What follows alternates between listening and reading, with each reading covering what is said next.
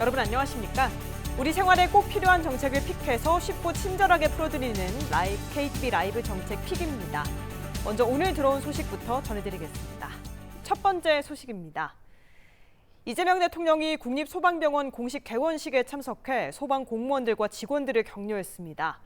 이 대통령은 국립소방병원이 국가 핵심 공공병원으로 자리 잡을 수 있도록 최선을 다해 지원하겠다고 밝혔습니다. 함께 보시죠. 충북 혁신도시에 문을 연 국립소방병원. 19개 진료과와 병상 302개를 갖춘 종합병원급 의료기관입니다. 국립소방병원 공식 개원식에 참석한 이재명 대통령은 국가 제1책무는 국민의 생명과 안전을 지키는 일인데 그 위대한 과업을 현장에서 감수하고 있다는 말로 소방 공무원들의 헌신과 노고를 치하했습니다. 한치 앞이 보이지 않는 불길 속에서 또 무너진 건물 더미 사이를 헤쳐가며 생명을 구해내는 여러분이야말로 신의 역할을 대신하는 우리 국민들의 영웅입니다. 이 대통령은 이와 함께 소방관들의 헌신과 희생 위에 정신적, 육체적 고통을 감내하는 현실이 있다는 걸 잘 알고 있다고 언급했습니다. 전체 공무원 직군 중 평균 수명이 가장 짧고 일반 국민 수십 배에 달하는 외상후 스트레스 장애와 우울증을 앓고 있다는 겁니다. 이 대통령은 대한민국 최초 소방 전문 병원인 국립소방병원이 이렇게 상처받은 이들을 치료하는 소방의학의 중심으로 자리 잡을 걸로 확신했습니다. 정부는 국립소방병원이 소방의료와 지역 공공의료를 동시에 책임지는 국가의 핵심 공공병원으로 자리매김할 수 있도록 최선을 다해 지원할 것입니다. 수준 높은 응급의료 체계가 24시간 가동될 수 있도록 재정 지원을 아끼지 않고 소방의학 연구를 뒷받침할 R&D 센터 확충도 약속했습니다. 아울러 가장 위험한 곳에서 국민 생명을 구하는 영웅들이 가장 안전하게 보호받고 치료받는 나라가 대한민국이 나아갈 가장 참되고 모범적인 모습이라고 힘주어 말했습니다. KTV 이혜진입니다. 한때 40도를 웃돌던 폭염은 한풀 꺾였지만 경남 등 남부 지역에서 가뭄이 확대되고 있습니다. 장마철에 비가 충분히 내리지 않은 데다 이례적인 더위가 지속된 영향인데요. 이유를 살펴봤습니다. 올여름 기록적인 폭염과 부족한 강수량으로 가뭄이 확산되고 있습니다. 한국농어촌공사 농업가뭄관리 시스템에 따르면 11일 기준 전국 저수율은 46.2%, 평안 저수율은 68.2%에 크게 못 미쳤습니다. 특히 경남의 상황이 심각합니다. 경남 전체의 평균 저수율은 33.7%까지 떨어져 평년의 절반에도 미치지 못하고 있습니다. 함양군을 제외한 17개 시군은 농업용수 가뭄 단계에 진입했습니다. 밀양과 함안, 거제는 전국에서 유일하게 가장 높은 심각 단계입니다. 일부 남부 지역에서는 생활용수 부족 우려도 커지고 있습니다. 한국수자원공사 물정보 포털에 따르면 경북 경산시의 주요 식수원인 운문댐 저수율은 25%대까지 떨어지면서 가뭄 심각 단계에 도달한 상태입니다. 경남 밀양시 밀양댐과 전북 임실군 섬진강댐 역시 경계 단계로 남부 주요 수원의 저수량이 줄고 있습니다. 남부 지역의 가뭄이 확산된 건 올해 장마 전선이 주로 중부 지역에 머물렀기 때문입니다. 여기에 폭염까지 이어지면서 현상을 더 심화시켰습니다.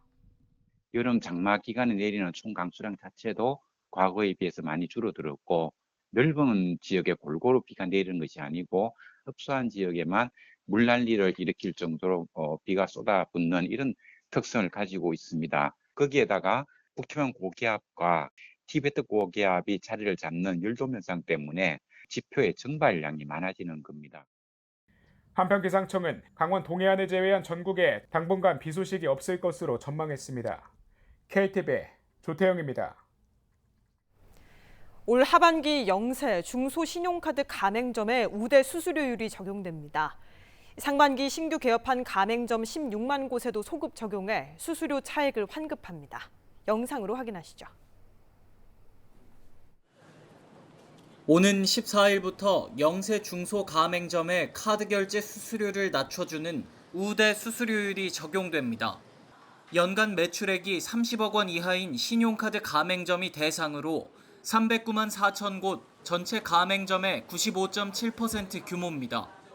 연 매출액 구간별로 신용카드는 0.4에서 1.45%, 체크카드는 0.15에서 1.15%의 우대 수수료율이 적용됩니다.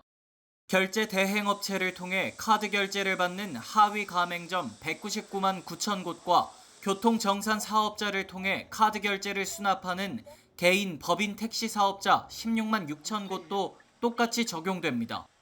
올해 상반기 새로 개업한 신용카드 가맹점 가운데 매출의 규모가 작은 곳은 수수료를 돌려줍니다. 매출이 얼마나 나오는 영종소 가맹점인지 아닌지 알 수가 없기 때문에 일단은 반기는 그냥 일반 가맹점 수수료율을 적용하고요. 확인을 해보니까 매출이 작은 영종소 가맹점이다라고 하면 차이만큼을 환급을 해주는 거예요. 이번에 확인된 가맹점 15만 9천 곳에 약 614억 7천만 원이 환급될 것으로 추산됩니다. 각 카드사는 가맹점 카드 대금 지급 계좌로 이미 낸 수수료와 우대 수수료 차액을 다음 달 28일까지 환급할 예정입니다. 상반기 중 신규 가맹점으로 개업했다 같은 기간 폐업한 곳도 환급 대상에 포함됩니다. 현재 사업장에 없어 안내문을 받지 못한 경우 다음 달 28일부터 통합조회 시스템과 카드사 홈페이지에서 환급 대상 여부와 금액을 확인할 수 있습니다. KTV 김찬규입니다. 2027학년도 대학 수학 능력 시험 응시 원서 접수가 오는 24일부터 시작됩니다. 지난해와 마찬가지로 올해 역시 현장 접수와 온라인 사전 입력 시스템이 함께 실시됩니다. 자세한 내용 정리했습니다. 올해 수능 응시원서 현장 접수 기간은 8월 24일부터 9월 3일까지입니다. 원서는 전국 85개 시험지구 교육지원청과 일선 고등학교에서 접수할 수 있습니다. 고등학교 재학 중인 졸업 예정자는 해당 학교에서 일괄 접수합니다. 고등학교 졸업자는 출신 고등학교에서 접수합니다. 졸업자 가운데 현재 주소지와 고등학교 소재지가 다른 경우에는 현 주소지 관할 시험지구 교육지원청에서도 접수할 수 있습니다. 접수 시간은 평일 오전 9시부터 오후 5시까지입니다. 현장 접수 시에는 본인 확인을 위한 신분증과 함께 최근 6개월 이내 촬영된 여권용 규격사진 2장을 지참해야 합니다. 규정상 응시원서 접수는 수험생 본인이 직접 해야 합니다. 다만 장기 입원 환자나 군복무자, 수영자를 비롯해 원서 접수일 기준 해외 거주자 등 이유로 시도교육감의 인정을 받은 경우 직계 가족과 배우자 등의 대리 접수가 허용됩니다. 지난해 도입된 온라인 사전 입력 시스템은 올해도 운영됩니다.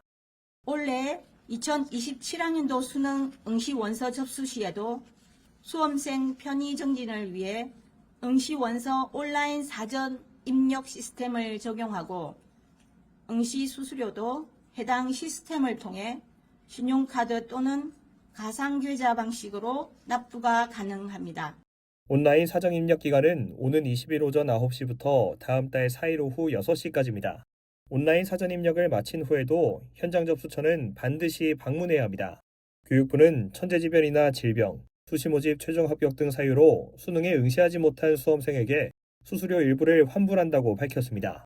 환불 신청 기간은 11월 23일부터 11월 27일까지입니다. 환불 신청서와 신분증, 진단서 등을 준비해 접수처에 요청하면 됩니다. 한편 교육부는 현장 접수 마감 이후 추가 접수나 응시원서 수정이 불가한 만큼 온라인 사전 입력과 현장 접수 모두 필요 서류와 기재사항을 사전에 확인해 접수해야 한다고 강조했습니다. 이어 원활한 수능 응시원서 접수를 위해 유튜브 채널을 통해 원서 접수 안내 영상을 공개한다고 밝혔습니다. KTV 윤현석입니다. 젊은 층 사이에서 인기가 높은 마라탕의 나트륨과 지방 함량이 만만치 않은 것으로 나타났습니다. 한국소비자원이 시중 마라탕 20개 제품을 조사했더니 한 그릇에 들어있는 나트륨이 하루 기준치의 5배를 넘는 경우도 있었습니다. 영상으로 함께 보시죠. 채소부터 고기, 면까지 원하는 재료를 골라 넣고 얼얼하고 매운 국물에 끓여 먹는 마라탕. 10대와 20대를 중심으로 꾸준한 인기지만 영양 성분을 따져보면 주의가 필요합니다. 한국소비자원이 국내 주요 마라탕 프랜차이즈 20개 제품을 조사한 결과 마라탕 한 그릇의 평균 나트륨 함량은 5,380mg, 하루 기준치인 2,000mg의 2.7배에 달합니다. 가장 많은 제품은 무려 5배가 넘는 1192mg이었습니다. 지방도 하루 기준치인 90% 수준인 평균 49g이었고 일부 제품은 하루 기준치의 1.8배에 달했습니다. 열량은 한 그릇 평균 976kcal로 하루 기준치의 절반 가까이 됐습니다. 실제 소비자 피해 사례에서도 마라탕의 자극적인 특성이 확인됐습니다. 최근 5년간 접수된 마라탕 관련 위해 사례 500여 건 가운데 78.7%가 속쓰림과 복통, 설사 같은 소화기 이상이었습니다. 연령별로는 10대와 20대가 전체의 70% 이상을 차지했습니다. 소비자원은 마라탕을 즐기더라도 가급적 국물을 적게, 나트륨이 높은 재료는 줄일 것을 권고했습니다. 실제로 한 제품을 기준으로 국물을 제외하고 건더기 위주로 확인했더니 나트륨 섭취량이 65% 이상 줄어든 것으로 나타났습니다. 나트륨 함량이 높은 햄 대신 채소와 두부 위주로 선택하고 국물은 먹지 않고 건더기 위주로 섭취하며 특정 원료에 알레르기가 있는 경우 주문 전 해당 재료의 사용 여부를 확인할 것을 당부드립니다. 실제로 조사 대상 매장 20곳 중 8곳 40%가 땅콩 등 알레르기 유발 물질에 대한 표시나 안내를 하지 않은 것으로 드러났습니다. 이번 결과를 바탕으로 소비자원은 마라탕 프랜차이즈 업체에 나트륨과 지방을 줄이고 알레르기 유발 물질 표시를 도입하도록 권고했습니다. 또 식품의약품안전처에 조리식품의 알레르기 유발 물질 표시와 안내 방식에 대한 관리 방안 마련을 건의할 계획입니다. KTV 이리나입니다. 필요한 순간 누구나 무료로 이용할 수 있는 모두의 생리대 시범 사업이 시작된 지 한 달을 넘어섰습니다. 사업 초기 한 사람이 여러 개를 가져가는 쟁여가기에 대한 우려도 있었는데요. 현재까지 대량 반출이나 남용 사례는 확인되지 않았습니다. 현장에 다녀왔습니다. 사람들이 오가는 민원실 앞, 한편에 모두의 생리대 자동 지급기가 설치돼 있습니다. 한 시민이 지급기 앞에 서서 버튼을 누르자 생리대 한 팩이 나옵니다. 포장 안에는 중형 생리대 2개가 들어 있습니다. 갑작스럽게 생리용품이 필요할 때 무료로 이용할 수 있습니다. 누구한테나 이제 갑작스럽게 이제 생리용품이 필요한 순간이 올 수 있는데 그런 순간에 이제 가장 가까운 거리에 그리고 편리하게 이용할 수 있어서 좋은 것 같아요. 누구나 이용할 수 있는 만큼 무분별한 이용을 막기 위한 장치도 마련됐습니다. 생리대 한 팩이 나온 뒤 기계를 다시 눌러보면 기계는 작동하지 않습니다. 한꺼번에 여러 개를 가져가는 걸 막기 위해 20초의 대기 시간을 뒀습니다. 수동 지급기도 관리 인력이 충분한 시설을 중심으로 설치했습니다. 사업을 시작한 지 한 달여, 현장에서는 우려했던 대량 반출이나 남용 사례는 나타나지 않았습니다. 자동화 지급기 같은 경우는 실시간으로 소비량하고 재고량을 무선 통신으로 저희가 확인을 할 수 있습니다. 그런데 현재까지 대량 반출이나 그런 사례가 전혀 나타나고 있지 않은 상황이었습니다. 전국 12개 시범 지역에서 실제로 지급된 양은 하루 평균 약 600팩, 생리대 개수로는 하루 평균 1200개 정도입니다.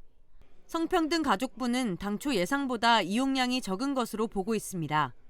이에 시범 사업에 참여한 지자체들은 접근성을 높이는 방법을 고민하고 있습니다. 우선 가장 기본적인 거점이 되는 행정복지센터를 포함해서 유동인구가 많은 성심당 권역이나 야구장 같은 곳에 응급한 상황에서 사용할 수 있도록 설치해놨습니다. 정부도 자동 지급기 설치를 확대합니다. 현재 8개 지역에 132대가 설치됐는데 이달까지 300대로 늘리고 9월에는 100대를 추가로 설치할 계획입니다. 또 사업 인지도를 높이고 이용 현황을 살피면서 연말까지 시범 사업을 운영해 보완점을 찾아나갈 계획입니다. KTV 최다입니다. 연일 이어진 폭염에 차량 화재와 폭발 사고 위험도 커지고 있습니다. 뜨겁게 달궈진 차량 안에 둔 라이터와 탄산음료 캔이 터질 수 있고 엔진 과열이 화재로 이어지기도 하는데요. 여름철 차량 화재 예방법을 전해드립니다. 폭염 속 직사광선 아래 세워둔 차량. 불과 1시간 만에 대시보드 표면 온도가 섭씨 90도 가까이 오릅니다. 전면 유리 아래 둔 라이터가 폭발하며 파편이 운전석을 강타합니다. 탄산음료 캔도 높아진 내부 압력을 견디지 못하고 터집니다. 강한 햇볕과 무더위가 이어지면서 차량 화재와 폭발 사고 위험이 커지고 있습니다. 여름철에 에어컨을 켜게 되면 차량 엔진의 과부하가 발생하게 되고 이때 그 연료 호스인 고무 호스에서 연료가 누출이 되게 되면 배기계통이나 고온의 엔진 표면에 직접적으로 착화가 되어 화재가 발생하는 경우가 많습니다. 장거리 운행 전엔 냉각수와 엔진오일, 타이어 공기압을 점검하고 운행 중엔 휴게소나 쉼터에 차량을 세워 엔진을 식혀야 합니다. 뜨거운 차량 안엔 탄산음료나 라이터, 스프레이 등을 두지 말아야 합니다. 보조 배터리와 휴대전화도 고온에 오래 노출되면 배터리가 부풀거나 폭발할 위험이 커집니다. 투명한 생수병이나 유리로 된 보조 거울도 햇빛이 한 곳에 모이면 화재로 이어질 수 있습니다. 초기 화재에 대비해 차량용 소화기를 비치해야 합니다. 야외에 주차할 땐 가급적 그늘을 이용하고 직사광선을 차단해야 합니다. 이렇게 전면 유리에 햇빛 가리개를 설치하고 창문을 2cm 정도 열어놓으면 차량 내부 온도 상승을 줄일 수 있습니다. 최근 5년간 발생한 내연기관 차량 화재는 모두 18,417건입니다. 이 가운데 약 20%가 폭염이 집중되는 7월과 8월에 발생했습니다. KTV 강재입니다.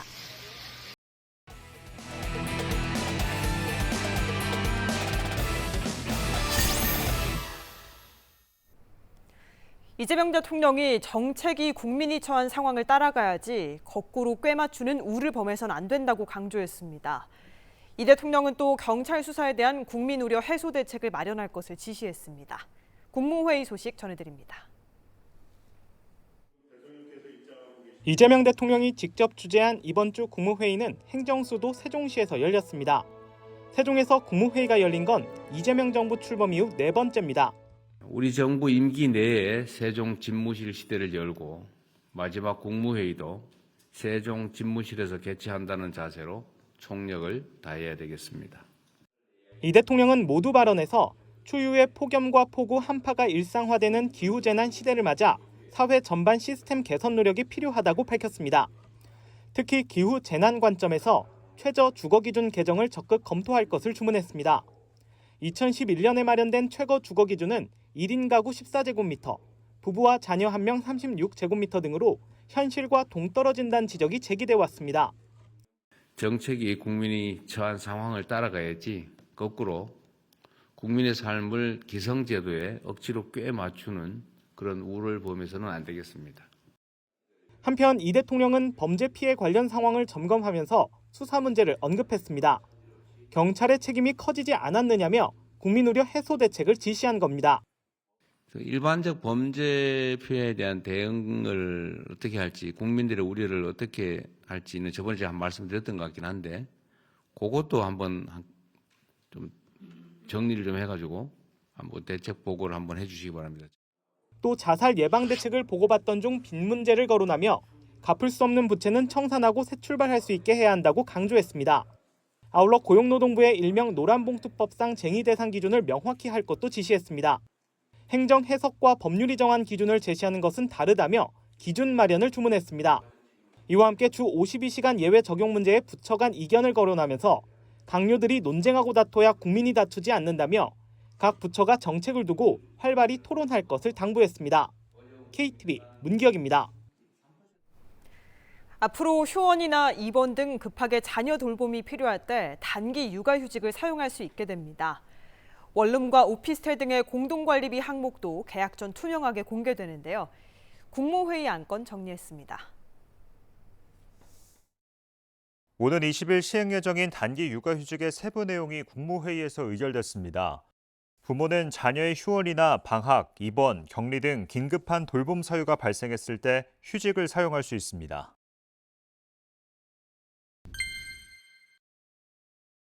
우선 휴직 기간에 대한 문의가 많으실 텐데요. 이 단기 육아휴직은 1주나 2주 단위로만 사용할 수 있습니다. 따라서 7일 미만이나 1일 단위로는 사용할 수 없는 점 유의하시기 바랍니다. 네, 또 휴직은 앞서 언급한 4가지 사유로만 사용할 수 있는데요. 특히 방학은 휴직 기간 전체가 방학 기간 내에 포함돼야 합니다. 나머지 사유들은 휴직 기간 일부만 겹쳐도 됩니다. 단기 육아휴직은 기존 육아휴직 기간 내에서 자녀당 연 1회씩 사용 가능합니다. 다만 기존 육아휴직의 분할 사용 횟수에선 차감되지 않습니다. 다음 달 18일부터는 배우자 3종 지원 세트도 시행됩니다. 남성 근로자는 배우자의 출산 전이나 임신 중 위급한 경우에도 휴직과 휴가를 사용할 수 있게 됩니다. 그동안 원룸이나 오피스텔의 경우 임차인이 입주 전 공동관리비를 정확히 알기 어려웠습니다. 이로 인해 임차료 대신 공동관리비를 올리는 꼼수 인상에 속수무책이었는데요. 정부는 앞으로 공인중개사에게 계약 전 공동관리비 금액을 설명하도록 의무를 부여했습니다. 오는 28일부터 시행 예정이니 입주 전 꼭 확인하시기 바랍니다. 지금까지 생활과 밀접한 국무회의 안건들 알아봤습니다. 네, 첫 번째 픽입니다. 앞서 리포트를 통해 이번 국무회의에서 의결된 육아지원제도 개편 내용 살펴봤습니다. 특히 오는 20일부터 단기 육아휴직이 새롭게 시행되는데요. 신국진 기자와 함께 실제로 언제 어떻게 사용할 수 있는지 궁금한 점들을 짚어보겠습니다. 자, 신 기자, 먼저 단기 육아휴직이 기존 육아휴직이랑 다른 점이 뭘까요? 네, 단기 육아휴직은 자녀의 방학이나 휴원, 휴교, 질병이나 사고로 인한 입원 등 집중적으로 돌봄이 필요한 시기에 짧게 사용할 수 있도록 만든 새로운 제도인데요. 오는 20일부터 1년에 한 번 7일 또는 14일 단위로 사용할 수가 있습니다. 그러면 기존에 있었던 이 육아휴직 기간에 포함이 되는 건가요? 네, 맞습니다. 기존 육아휴직에 1, 2주가 추가되는 건 아니고요. 네. 전체 육아휴직 기간이 최대 1년 6개월 안에서 사용할 수가 있는 겁니다. 원래 분할해서 사용할 수도 있잖아요. 이 분할 사용 횟수에도 이게 차감이 되는 건지요? 그건 아닙니다. 단기 육아휴직은 사용한 기간은 전체 육아휴직 기간에서 차감은 되지만요. 네. 분할 사용 횟수는 포함되지가 않습니다. 조금 다른 부분인데요. 중요한 게 아무 때나 사용할 수 있는 것도 아니라는 건데요. 방학이나 긴급한 휴업, 휴교, 휴원 시 자녀의 질병 사고로 인한 입원, 감염병에 따른 격리 등교 중지 등 정해진 사유가 있어야 합니다. 네. 특히 방학은 휴직 기간 전체가 방학 기간에 포함돼야 합니다. 방학 같은 경우에는 그래도 우리가 알 수가 있지만 기한이 언제가 될 것이다 하는 점을, 만약에 아이가 갑자기 아파서 입원을 하는 경우나 이렇게 예상치 못한 경우도 있잖아요. 네, 그래서 신청 기간이 조금 다른데요. 네. 방학을 이유로 사용할 때는 30일 전에 사용을 신청해야 하는데요. 휴원이나 휴교, 자녀의 질병 사고로 인한 입원처럼 긴급한 사유라면 당일 시작하는 단기 육아휴직도 신청할 수가 있습니다. 짧은 기간이라도 갑자기 돌봄이 필요한 상황에 대응할 수 있도록 한 겁니다. 여러모로 실효성이 좀 높은 것 같은데 이쯤 되면 아마 다들 궁금하실 겁니다. 그러면 이것도 급여를 받을 수 있는지요? 네, 받을 수 있습니다. 네. 일반적인 육아휴직 급여는 30일 이상 사용해야 지급을 받을 수가 있는데요. 네. 단기 육아휴직은 7일 또는 14일 사용한 뒤 급여를 신청할 수가 있습니다. 급여 수준도 기존 육아휴직 급여와 같은 기준을 적용해 사용 기간에 따라 통상임금의 100% 또는 80% 수준에서 상한액을 적용해 지급합니다. 네, 다만 이제 부모가 함께 육아휴직을 사용하는 경우라든지 한부모 근로자 등은요, 별도의 급여 기준이 적용될 수 있습니다. 네, 급여도 받을 수 있다고 하니까 좀 반가운 소식인데, 여기에 더해서 저희가 리포트에서도 보여드렸듯이 남성 같은 경우에는 또 여성, 그러니까 배우자의 출산이나 임신 중에 관련된 제도가 좀 개선됐다고 들었습니다. 네, 배우자 3종 지원 센터라고 할 수 있는데요. 네. 먼저 임신 중에 배우자에게 유산이나 조산 등 건강상 위험이 있는 경우에는 남성 근로자도 자녀가 태어나기 전에 육아휴직을 사용할 수 있게 됩니다. 또 배우자 출산 전후 휴가도 출산 이후에만 사용할 수 있었지만 앞으로는 출산 예정일 50일 전, 출산 후 120일까지 20일을 사용할 수 있게 되고요. 네. 배우자가 유산이나 사산한 경우에는 5일 범위에서 배우자 유산 사산 휴가도 사용할 수 있게 됩니다. 결국 남성 근로자가 자녀 출생 이후뿐 아니라 배우자의 임신 출산 과정에서 돌봄에 참여할 수 있도록 지원 범위를 넓힌 겁니다. 네. 단기 육아휴직부터 배우자의 임신, 출산 과정에 대한 지원까지 이번 국무회의에서 의결된 육아지원제도의 구체적인 내용 신국진 기자와 짚어봤습니다. 잘 들었습니다. 자, 다음 픽입니다. 홀로 고립된 채 지내면서 생활고를 겪거나 치매가 있는 가족을 오랫동안 돌보는 경우 극단적인 선택을 하는 비극이 끊이질 않고 있습니다. 오늘 국무회의에서는 정부가 이런 가구를 먼저 찾아내 신속히 지원하는 자살 예방 대책도 보고됐는데요. 복지부 출입하는 정유림 기자와 자세히 알아보도록 하겠습니다. 자, 정 기자, 정부가 자살 예방 대책을 잇따라 내놓고 있는 상황인데요. 네. 그래도 올해는 조금 이 자살 사망자가 줄었다고 하죠. 네, 그렇습니다. 이 정부는 국무조정실을 컨트롤타워로 삼아서 범정부 차원의 자살 예방책을 좀 강하게 추진을 하고 있습니다. 네. 실제로 올해 1월부터 4월까지 자살 사망자가요, 지난해 같은 기간보다 평균 12.8% 줄었거든요. 불법 추심과 사금융 단속을 강화하고 또 여러 부처가 함께 자살 예방 대책을 추진한 점 등이 영향을 준 걸로 분석이 되고 있습니다. 네. 이런 성과에 힘입어 정부는 자살 위험의 근본 원인을 뿌리 뽑겠다는 방침입니다. 네. 자살을 하기 전에 시그널을 준다는 이야기도 많지만 사실 먼저 도움을 요청하는 경우가 또 많이 없을 수도 있거든요. 먼저 좀 찾아가는 그런 제도를 마련했다고 하죠. 네, 그렇습니다. 이 정부가 오늘 발표한 내용은요, 지난 5월부터 추진하고 있는 9대 분야별 자살 예방 대책의 후속 조치라고 보시면 되겠습니다. 네. 정부는 지난달 이제 자살 위기 상황에 대한 긴급 대응을 강화하기 위해서 상담 인력을 늘리는 대책을 좀 발표를 했었는데요. 이번에는 사회적 고립과 또 가족의 간병 부담이라는 자살 위험 요인에 좀 초점을 맞춰서 고위험군을 찾아내고 또 돌봄 서비스까지 연결하는 그런 구체적인 방안을 마련했습니다. 이를 위해서 이 자해나 자살 시도로 응급실을 찾은 기록처럼 이미 확인된 위기 정보들을 좀 활용할 방침인데요. 네. 내년부터 이런 정보를 바탕으로 자살 위험이 높은 사람 약 2만 명을 좀 먼저 찾아볼 계획입니다. 또 과도한 빚이나 불법 사금융 피해 정보도 활용을 하기로 했습니다. 예. 대상자 중에 좀 눈에 띄었던 게 혼자 사는 사람뿐만이 아니고 가족을 돌보는 사람들도 많이 포함이 됐더라고요. 네, 그렇습니다. 이 간병 자살 같은 이런 안타까운 뉴스들이 좀 계속해서 보도가 되고 있는데요. 네. 고령의 부부가 좀 서로를 돌보는 경우나 뭐 중증 치매 환자와 발달 장애 가족을 한 사람이 오랫동안 돌보고 있는 경우가 대표적입니다. 예. 정부는 이런 가구 가운데 돌봄 부담이 좀 큰 곳을 집중적으로 찾아보기로 했습니다. 네. 그럼 이런 분들을 찾아내서 또 어떤 도움을 받을 수 있을까요? 네, 우선 가족이 잠시라도 돌봄에서 벗어날 수 있도록 내년부터 최대 72시간의 긴급 돌봄을 지원하기로 했습니다. 하루 3시간씩 24일 동안 나눠 사용할 수 있고요. 하루 8시간씩 9일을 이용하는 것도 가능합니다. 가족 상황에 맞게 나눠 쓸 수 있는 제도라고 할 수 있습니다. 네.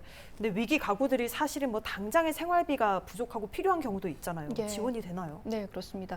내년부터 자살 위험이 높은 사람은요, 이 긴급 생계비를 받을 때 현장 확인 절차를 생략을 해서 지원 속도를 좀 높이기로 했습니다. 네. 또 읍면동에서 이제 자체 판단을 해서 소액을 먼저 지원할 수 있도록 하는 방안도 추진됩니다. 예. 소리 없는 SOS를 보내는 이웃들을 놓치지 않도록 정책과 관심이 좀 구석구석 미쳐야겠습니다. 잘 들었습니다. 오늘도 꼭 알아야 할 정책들 기자들과 함께 짚어봤는데요. KTV 라이브 정책 픽 여기서 마칩니다. 저희는 내일 오후 7시에 다시 찾아뵙겠습니다. 시청해주신 여러분 고맙습니다.